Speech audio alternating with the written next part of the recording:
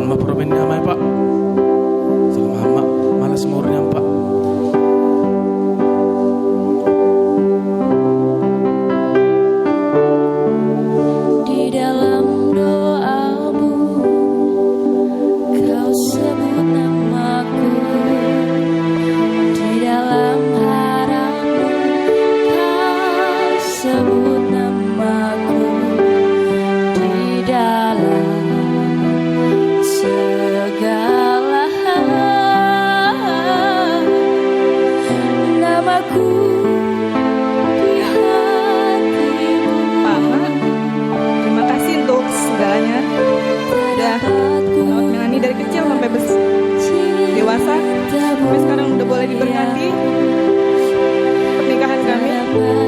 Doakan kami kiranya rumah tangga kami ke depannya boleh senantiasa diberkati Tuhan. Kami boleh menjadi keluarga yang takut akan Tuhan, boleh senantiasa melayani Tuhan seperti Bapak dan Mama, supaya kami sehat-sehat.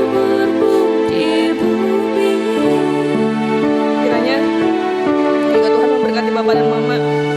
Walaupun Melanie sudah bersama dengan keluarga Tondang, Bapak dan Mama tetap jaga kesehatan, tetap jangan sungkan untuk membimbing rumah tangga baru kami.